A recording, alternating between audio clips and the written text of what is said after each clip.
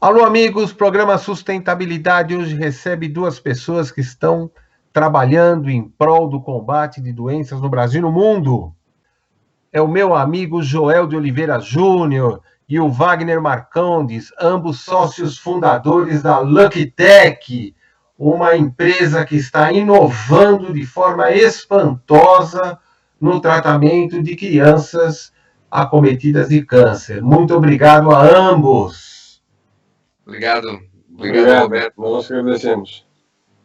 Bom, Joel, fala um pouquinho sobre essa descoberta, ou melhor, esse produto que você desenvolveu, que é um Band-Aid, que é colocado na criança e que controla uma série de informações para os médicos. Isso.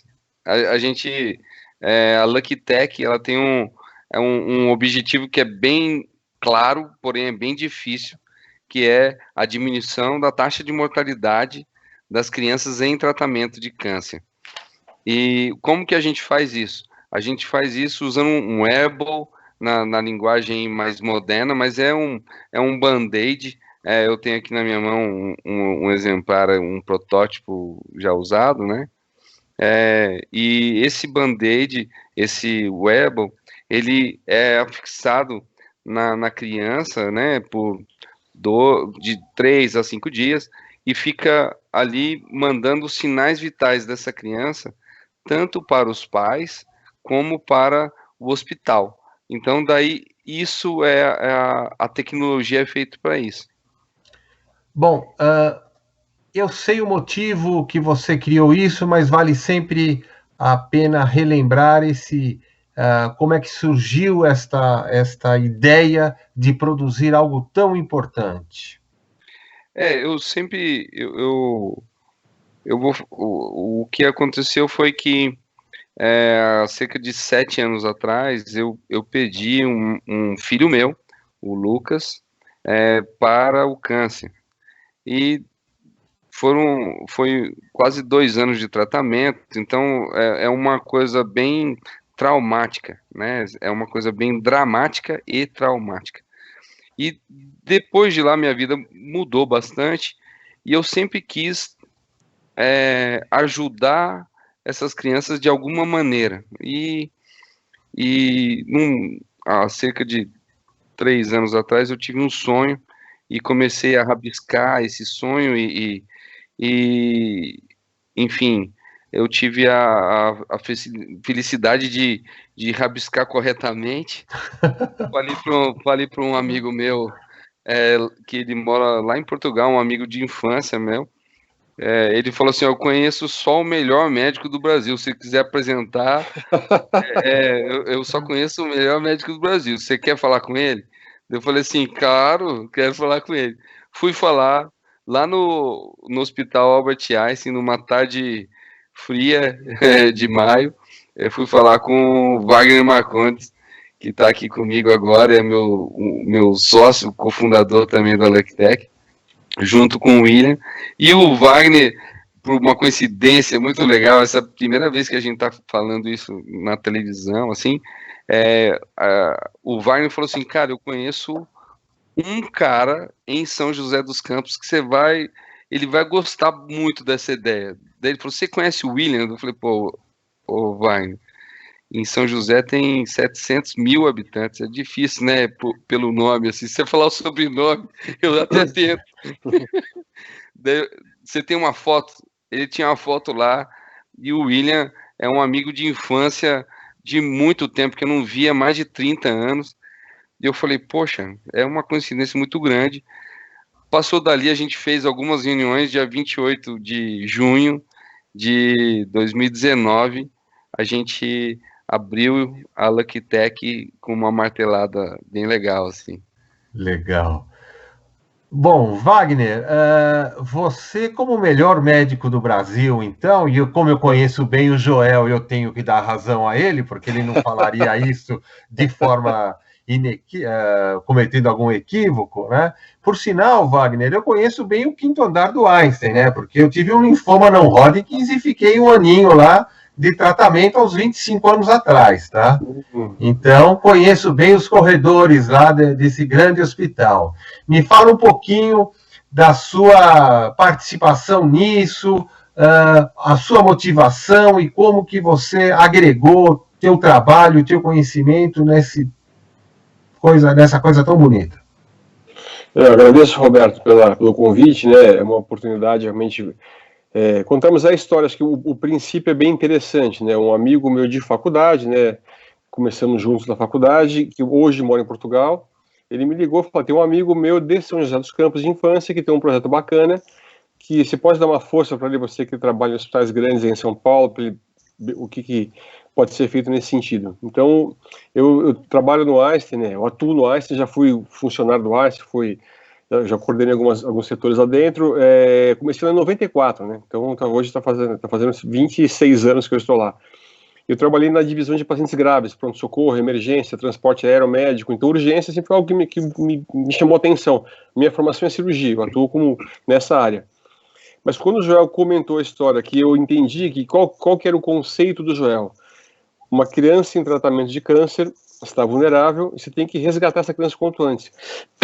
Aí entrou a minha experiência de vida, né? Que nós tínhamos treinamentos e capacitações e uma série de vivências no dia a dia de ter que resgatar alguém, ou no atropelamento, ou no transporte aeromédico, ou numa cirurgia, uma hemorragia, ou no paciente que chega com as situações mais diversas, né? Então, esse desafio, né, que você tem um período ali, uma janela de oportunidades para salvar aquele indivíduo, isso chamou atenção, porque não tem diretamente a ver com a minha área de atuação, que é cirurgia, mas sim com emergência, mas é onde eu atuei por bastante tempo. Eu já trabalhei no Einstein como contratado e tudo mais, hoje eu sou um médico do corpo clínico, eu atuo ainda lá, então eu não tenho mais um vínculo profissional com essa, a não ser fazer parte do corpo clínico. Então essa experiência do Joel, né, de ter passado por uma dor grande, né, que desde que o mundo é mundo, uma das piores dores, né, um pai sepultar um filho, né, você inverte a ordem da existência humana, né, você se questiona em tudo. E infelizmente essa situação de perda eu vivi bastante ainda vivo. E a gente se vê muito impotente, muito inútil, né, é muito angustiante você passar por essa situação. E quando eu entendi o que o engenheiro falou, eu falei assim, olha, vai colocar alguma coisa na criança ali, e você vai disparar um alarme, e puta, é isso que a gente precisa. Então todos os treinamentos, tudo que você existe em urgência e emergência é para chegar a tempo. E o que é mais interessante, né, que me chamou mais a minha atenção ainda com relação ao projeto do Joel, foi que você vai atuar sobre uma população extremamente vulnerável, porque câncer infantil, ele é muito mais incidente nas populações mais pobres. Então você tem lá um indivíduo que está praticamente, não sei a sua própria sorte, mas ele está pouquíssimo assistido. Ele pode ter um hospital que ele vai levar o filho para tratar o câncer, ele pode ter medicação quimioterápica, que é caro, né? O SUS, apesar de todas as falhas, ainda é o melhor sistema que nós temos, né? O Covid está para mostrar que essa rede deu muito suporte. Mas esse pai, como o João fala muitas vezes, né, ele está lá com 3, 4 filhos, né, para cuidar. Geralmente são famílias grandes.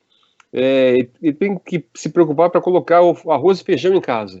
Então a criançada fica ali, e aquele mais vulnerável, ele está num cantinho e pode começar a entrar num quadro, né, que o João falou, o resgate. Ela está vulnerável. Então esse dispositivo do Joel vai resgatar essa criança. Dispara uma rede, né, de alarmes e você vai acionar o hospital, equipe médica, responsáveis, você pode elencar várias pessoas ali, e esse grupo vai sair em resgate dessa criança. Você pode eu acho interessante, inclusive, destacar, como fui paciente, né, que a pessoa que está em tratamento fica com inapetência, fica com enjoo, fica com um monte de coisa. Um pai que tem meia dúzia de filhos para cuidar e tem um nessa situação, né, de fato, há um comprometimento do bem-estar da família, né? Quer dizer, na verdade, o Joel está colocando um band-aid em cada um, né, Joel? Um band-aid na criança em tratamento e um band-aid de paz e harmonia nos demais, né? E isso é fantástico mesmo, isso é fantástico, né? O Wagner sempre fala isso, né? A gente leva o conforto, né? A gente leva a esperança para os pais, para a família em volta, né? Porque uma criança com câncer, ou qualquer pessoa que é acometida de câncer, o câncer está naquela pessoa, mas todos em volta estão doentes. O pai, a mãe, os avós. Eu lembro que era uma rede. Para você ter uma ideia, começou, né? Começou a chorar, né? Não, eu lembrei do velório do meu filho, tinha muita gente. Tinha, assim, absurdamente muita gente. Isso aí, hoje, em época de Covid, né, até não existe mais isso, mas é emocionante como você mexe com um monte de gente. Então, se você faz o bem também, você faz o bem para um monte de gente também. Você estava citando o Covid, né?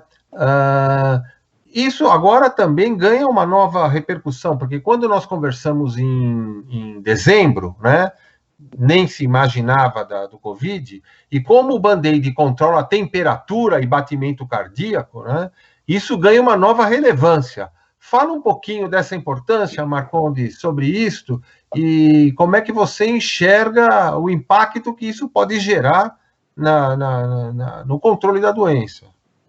Sim, é uma pergunta bem interessante, porque a Lucky Tech, ela nasceu com um foco, né, o nosso escopo é extremo, assim, o nosso objetivo é extremamente focado em crianças com câncer. Entretanto, esse monitoramento, a leucopenia febril é quando o indivíduo está vulnerável. O senhor passou por uma situação onde estava vulnerável, né? Então, às vezes, um vírus da gripe pode ceifar a sua vida, né? Uma infecção qualquer pode te levar embora. E um dos parâmetros é a temperatura. Então, sim, pensando nessa questão de vulnerabilidade, isso se aplicaria a indivíduos passados com transplante, por exemplo, um transplante de rim, coração, pulmão, e para o Covid, porque a temperatura, a frequência cardíaca é um dos parâmetros, um dos sinais, né? Então, até um projeto daqui dentro da LuckTech de estender para avaliar questões de oxigenação, saturação pulmonar de O2. Então, isso pode ser um outro desdobramento. Na fase que nós estamos é em criança, porém, estamos a um passo de colocar isso em qualquer indivíduo vulnerável. Então, qualquer indivíduo que tenha acima de 60 anos, aquela população que todos falam, cuidado você para sair na rua, aglomerações. Então, esse indivíduo que tem alguma patologia, o grupo de risco, você pode colocar esse dispositivo e ele vai tocando a vida dele. Sim. Aconteceu alguma coisa, o dispositivo vai alarmar, vai disparar uma chamada para toda a rede, para resgatar esse indivíduo. Então, isso é perfeitamente aplicável a uma pandemia. Agora, aí a questão é a escala. Aí eu volto para o Joel e o William, infelizmente, não está aqui, nosso administrador, né? Porque aí você vai espalhar, você tem que ter milhões e milhões de wearables, né, para estar disponíveis. Então, a gente está com cluster ainda, mas é totalmente aplicável e transponível. Isso que eu queria perguntar para o Joel. Quer dizer, qual é a fase que se encontra no tratamento do câncer, tá? Pelo menos nesse estágio, para depois a gente estender novamente as questões de tecnologia ou de produção para, no caso do Covid. Qual que é o estágio atual hoje, o quanto que evoluiu de dezembro último, quando nós conversamos, para os dias de hoje, Joel? Eu estou muito contente, irritantemente contente, irritantemente feliz, porque hoje a gente tem o Wearable pronto, a gente naquela ocasião a gente estava com 60% pronto, hoje a gente tem o Wearable, né, pronto, ele está linkado já com o celular, falando já, a gente tem o aplicativo aí 90% concluído, e o mais importante de tudo, porque todo mundo só olha o wearable, porque ele é físico, então você olha aquilo lá e fala assim, isso aqui vai salvar a vida da criança. Não é. O que vai salvar a vida da criança é toda a arquitetura, toda a rede de contato, que nem o Wagner fala. Isso aí é importante pra caramba.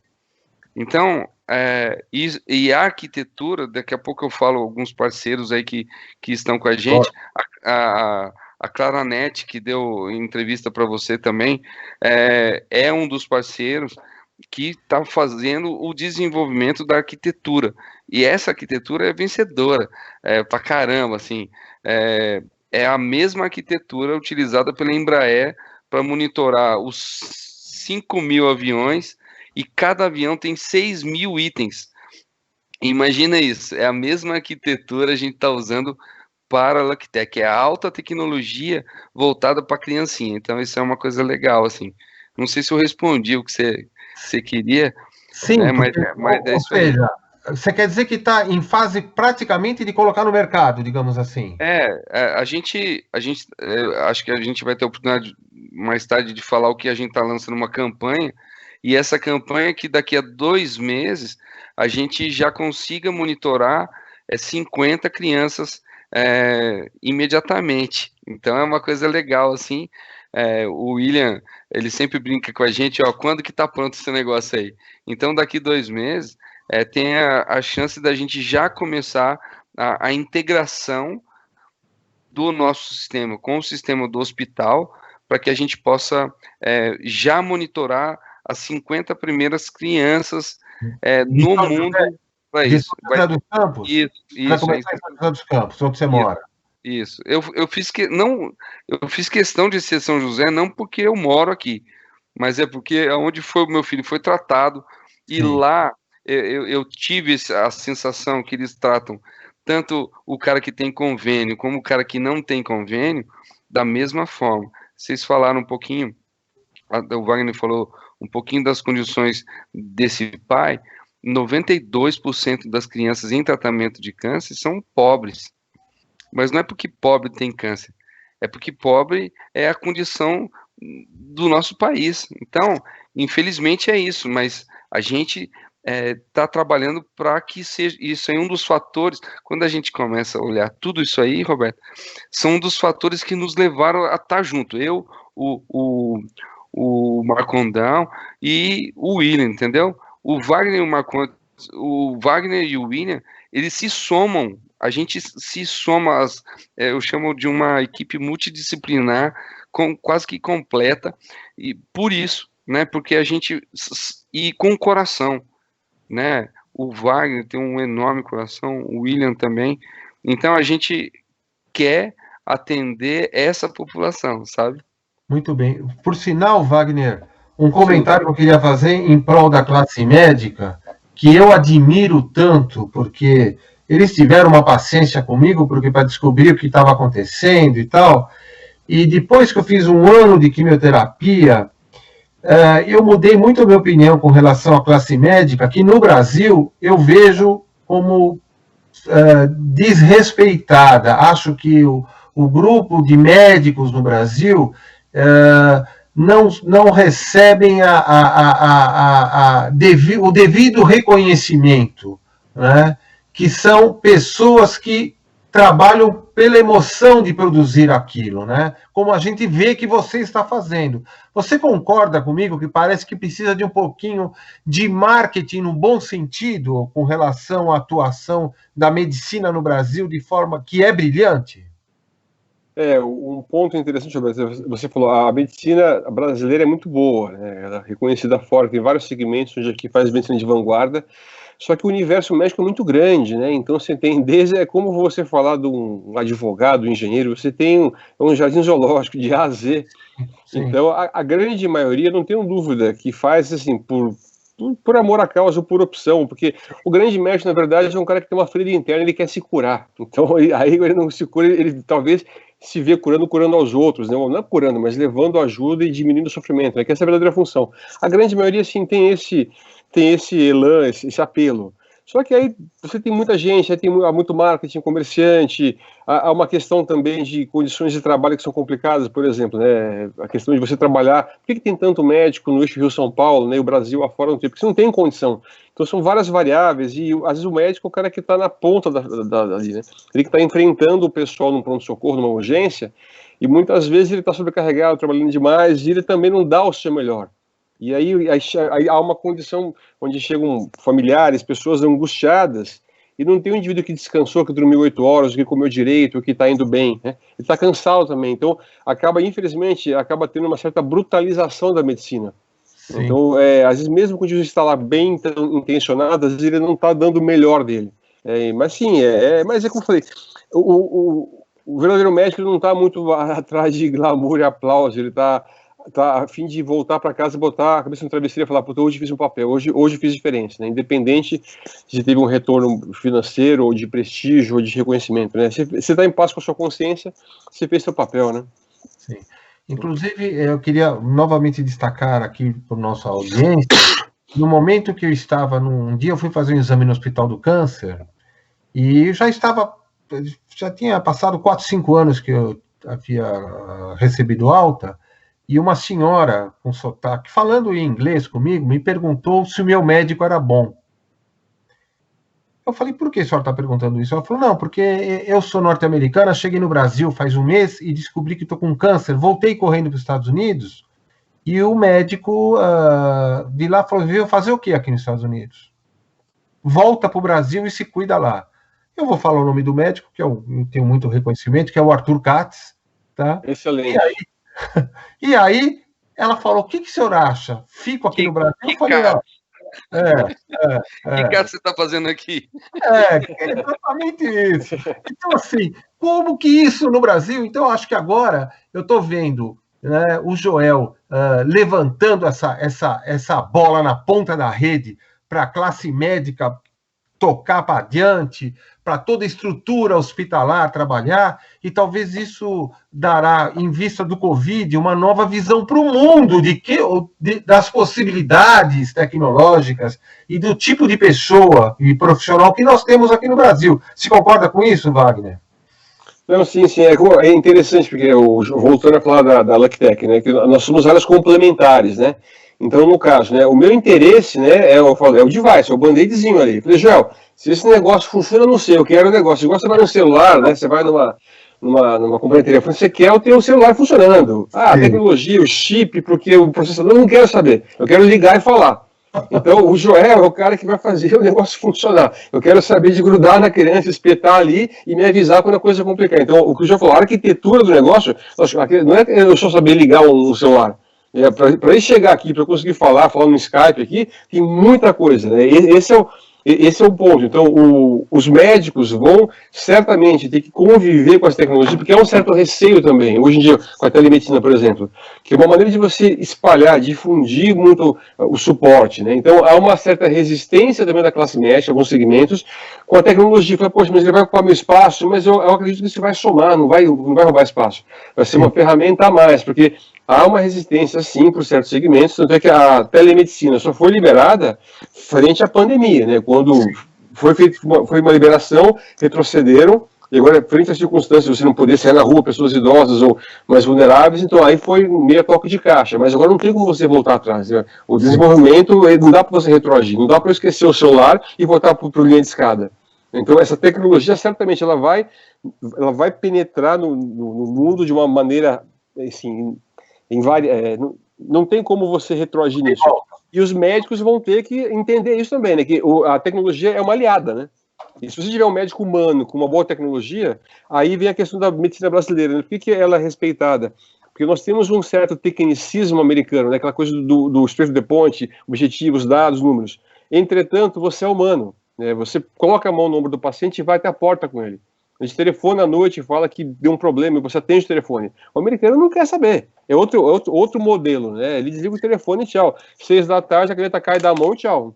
Eu tenho um caso muito interessante de um conhecido meu, em Nova York, um empresário bem sucedido, ele teve um problema também com câncer e foi de pele. Ele foi no consultório de um grande nome lá em Nova York, né? E brigou para conseguir, não tinha horário, não tinha consulta, marcaram para ele 5 e pouco da tarde, numa sexta-feira.